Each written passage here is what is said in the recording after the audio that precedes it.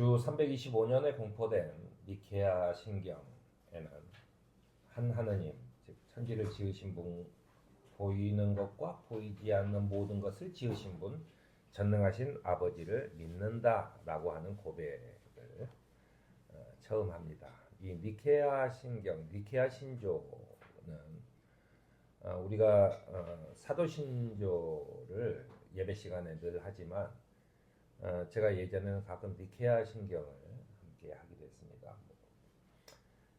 여기서 중요한 것은 우리의 예배의 대상은 바로 이런 하느님이다. 전지전능하신 하느님이다라고 하는 것에 대한 선언입니다. 그러니까 예배라는 것은 기본적으로 하느님께 드리는 것이라고 하는 거죠. 하느님께서는 거룩하시고 영원하시고 전지하시고 모든 걸 아시고 전능하시고 모든 걸 할 수 있는 분이다. 그분은 가장 완벽한 주권자가 뭐예요? 자기 마음대로 할 수 있는 사람. 주권자이시며 많은 속성을 가지고 계신 분이다라고 하는 이야기입니다. 그렇지만 하느님은 저 높은 곳에 앉아서 엄한 표정을 짓고 사람들이 잘하나 못하나를 살피는 분은 아니라는 얘기입니다.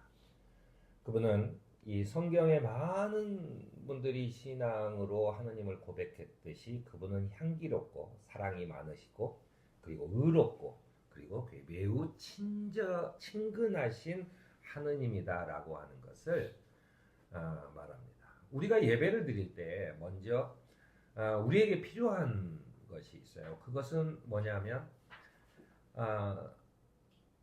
우리의 믿음, 하나님을 경배하고 찬양하고 예배를 드리는 그 믿음의 표현이 처음 나에게 감탄이 있어야 됩니다. 하느님이 계시는구나 라고 하는 것이 먼저죠. 그러니까 남들을 따라서 이렇게 예배 순서를 따라가는 것은 그거는 사실은 예배를 드리는 게 아닙니다. 우리가 뭐 어디를 가나 어떤 종교에 또는 어떤 행사에 세레머니를 하나 그걸 그냥 쭉 따라서 하는 거잖아요. 그 뭐 머릿속엔 딴 생각도 하고 온갖 저기죠. 그런데 예배라는 것은 물론 형식적인 순서가 있지만 그것보다는 내가 하느님께 감탄이 나옵니다. 하느님이 계시는구나라고 하는 그 어떤 순간이 있다는 얘기죠. 물론 그 순간을 주시는 것도 하느님이라고 하는 고백입니다. 그리고 이 감탄이 나오면 감탄으로 끝나는 게 아니에요. 감탄으로 끝나는 게 아니고 내가 하느님께 매료돼야 되는 겁니다. 그 매혹에 쌓여야 돼요.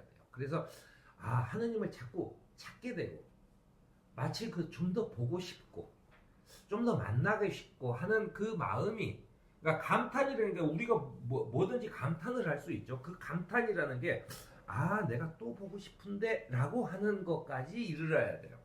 그리고 나서 이렇게 감탄과 존경이 나오는 분에 대해서 우리는 사랑의 마음을 가지고 드려야 한다라고 하는 게 기본입니다. 제가 모르는 얘기를 하는 건 아니에요. 다시 한번 우리가 예배를 드리는 마음가짐을 한번 살펴보자라고 하는 이야기입니다. 우리가 감동을 받았다고 해서 내가 감탄과 이 매료돼서 또 하느님을 사랑하게 되었다라고 하는 것은 아닙니다. 이거는 좀 구분을 해야 돼요. 우리가 감상에 젖은 마음을 극대화하기 위해서 찬양단, 화려한 예배당, 열광하는 분위기, 그렇게 장엄한 예배를 드리는 거죠. 우리가 야구장에서 같이 요즘 떼창이라고 하죠. 다 같이 노래를 부르면 교회에서 예배 드리는 것보다 훨씬 더 감동적이에요. 그걸 예배라고 할 수 있는가? 라고 하는 거죠. 우리가 여행 중 갑자기 폭풍우를 만나거나 큰 파도를 만나서 이거 죽을지도 모르겠는데 라고 하는 마음에서 하나님 살려주세요 라고 했다고 해서 그것이 나는 하나님을 만났어 라고 말할 수는 없는 겁니다. 밤하늘을 가득 메운 그 엄청난 별들이나 여행을 가서 엄청난 풍경을 봤을 때 느끼는 경외함, 두려움과 감탄, 이걸 가지고 우리가 하느님을 나는 진짜 찬양하게 됐어 라고 말할 수는 있겠지만 그것이 예배는 아니라는 거예요. 또 어떤 사람들은 죽음을 목전에 두었거나 놀라운 자연현상에 또는 밤에 적막함에 내가 두려움을 느끼는 것이 하느님이 나에게 주신 이라고 생각을 하지만 사실은 그것은 인간이면 누구나 가질 수밖에 없는 그런 자연현상이죠. 심리 상태고. 이런 것을 이런 것을 벗어나기 위해서 마술적인 힘을 느끼는 것은 원시 시대에도 다 그리고 동물들도 일부 동물들은 그런 그 주술적인 어떤 것들을 행하죠. 그 큰 바위나 나무를 숭배하는 일, 내가 이 두려움 때문에 이랬다라고 하는 것은 정확하게 말하면 하느님을 예배하는 것과는 아무런 관계가 없습니다.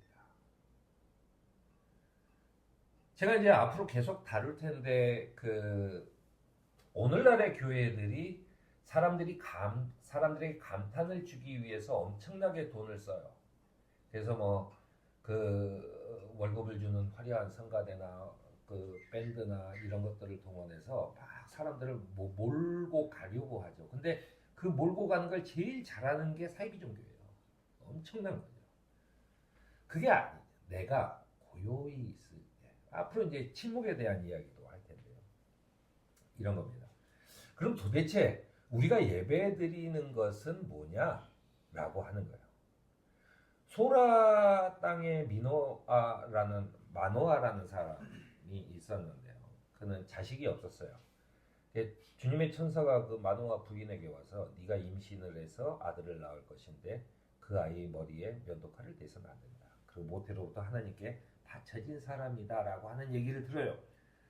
그래서 그 말을 듣고 너무 두려워가지고 놀래서 자기 남편 마노아에게 이야기를 합니다. 그러니까 이 마노아도 그 말을 듣고 당신이 이제 하느님을 만났으니 우린 죽었다. 하느님을 만나면 죽는 거예요. 얼굴을 직접 보면. 그래서 영화지만 인디아나 존스에서도 이렇게 성괴를 볼 때 눈을 가리고 그런 거죠. 아무튼 이제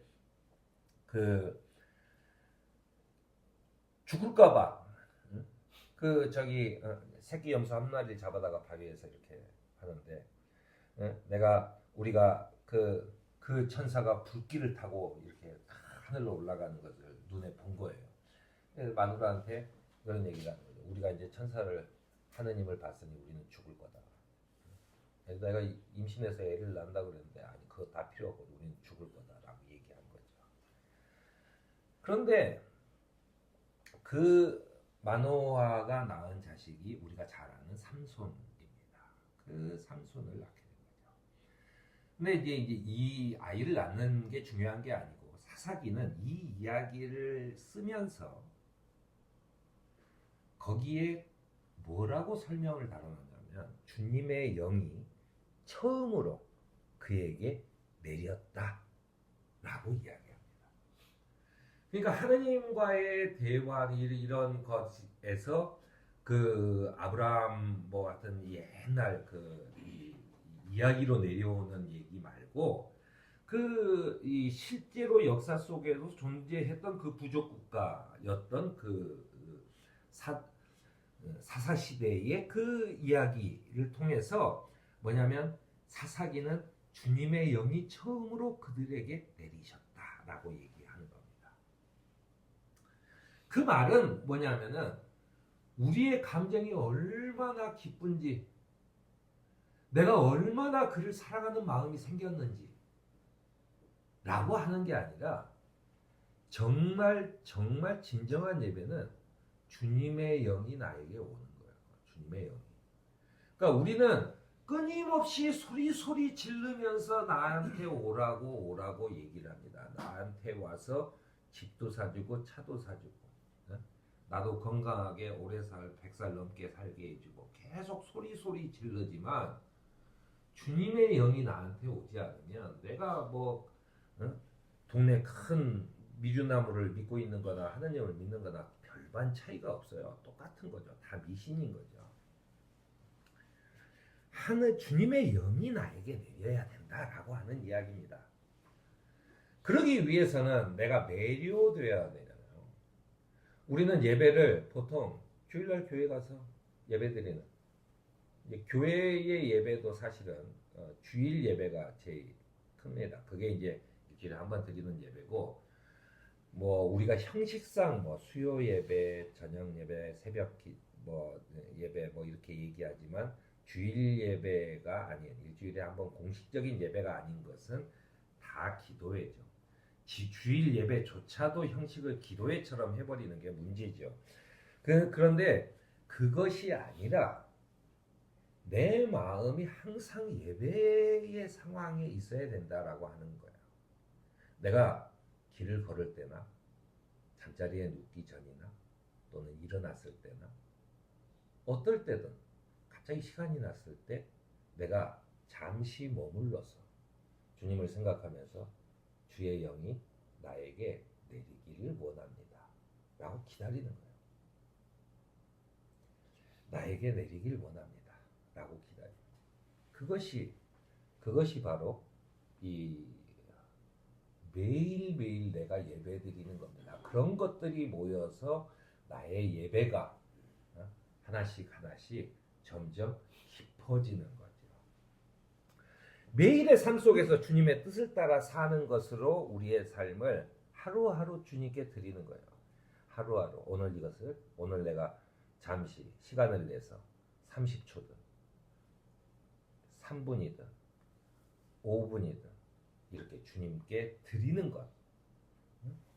그래서 가끔가다 드는 생각, 내 생각, 머릿속, 내 마음까지도 주님의 예배다, 거룩한 곳이 되게 만드는 것이 우리가 예배를 드리는 가장 기본적인 삶이다라고 하는 겁니다.